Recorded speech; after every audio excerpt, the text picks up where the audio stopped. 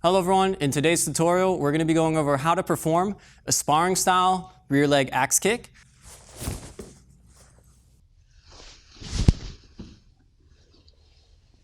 Before attempting this kick, I do recommend you understand how to perform a traditional axe kick, and then also be sure to warm up and loosen before attempting this kick to help prevent injury. With that being said, let's go ahead and get started. So I'm going to be showing you a rear leg sparring style axe today. So I want to have my kicking leg in the back. Be sure to start in a very good fighting stance, so my guard's up and my eyes are initially looking at my target. Step number one is going to be raise your knee up. However, this is a unique type of knee up position in that instead of my foot position facing toward the ground, pointing my foot or flexing my foot, I'm going to raise my knee up and flex my foot so it's facing in front of me just like this. So step one, I'm going to pull my guard in and show my foot to my target just like that. Okay, try to be intense with it because however fast you bring it up, that's going to determine how high you can get that axe kick. So be sure to practice that step intensely. You can have someone record you can record yourself or use a mirror to make sure that foot is facing toward your target. And try your best to have your knee touch your chest or your shoulder, raising it up as high as you can. Okay, so knee up, knee up. The benefit to this kick is that it's less likely to get caught on your opponent. It is possible to use a traditional axe kick in sparring, but this one can be more effective if used properly. After that, step number one, I'm going to extend my leg out and then chop it down just like in a traditional axe kick. So I want to try to get to that knee up position as best I can, and then once I reach that position, I'm going to kick out like this, kick out, and then chop down. Choosing my foot position, you can keep your foot flexed, or you can point that foot for a little more range to strike with the entire bottom of your foot. So knee up, extend, and then chop down, just like this.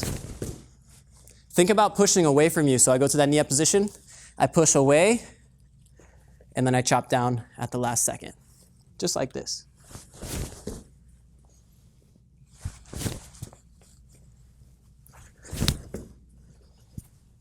And just like with the traditional axe kick technique, to generate a little more power, be sure to use that hip a little more.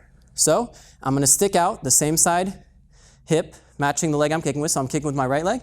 I want to stick out my right hip and drive my left shoulder to the left and pivot my standing foot just a little bit outward. At the same time, I'm chopping down in the axe kick, okay? That will give you a little more range and that will give you a little more power by using the hip to your advantage. So watch the comparison here. This is no hip, down, and then more hip. I'm going to use my upper body and my hips here to generate more power. Push away and then chop down. Be sure to get that knee up as high as you can to make sure you have a nice high axe kick to clear your opponent and be able to chop down either on the shoulder or the head, wherever you're trying to strike. Lastly, let's go over some tips to help you be more successful in this kick. So when you're first learning this kick, I do recommend you start in a fighting stance with your hips and shoulders positioned a little more forward. That will help you raise your knee up a little more smoothly. It is possible to perform this kick from a more turned position, but when you're first learning, I do recommend you start in a more forward-facing fighting stance position. All right, make sure you have a strong guard, and then before I initiate that knee up position, I can slightly load my legs to help me build more forward momentum and more springiness, more explosiveness into that kick. But you don't want to do too much, so slightly load those legs. And then when I go to that knee up position, I'm going to pull my guard in, and then try your best to be super explosive going into that position and try to have a tight chamber. So that means having your knee close to your chest and then really trying your best to show the bottom of your foot to your target. So really flex it.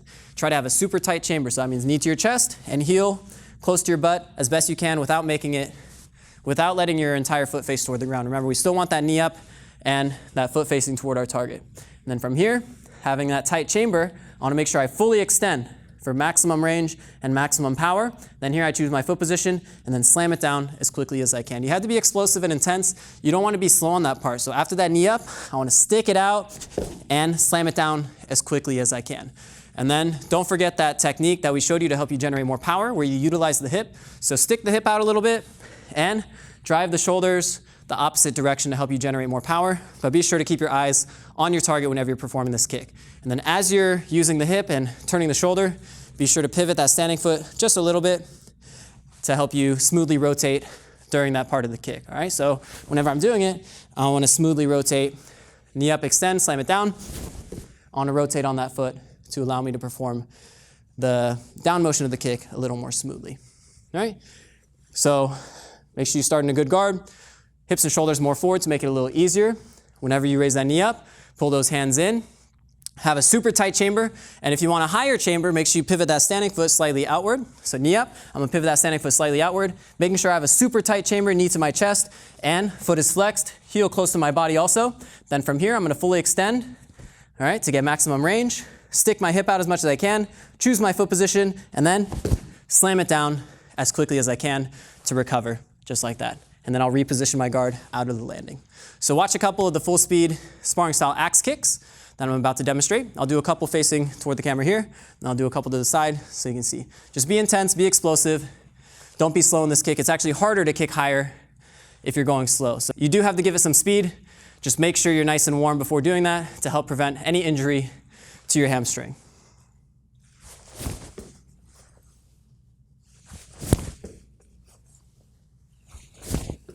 Try to have good posture when you're doing it. Try not to sacrifice your technique for speed. So good posture, eyes up.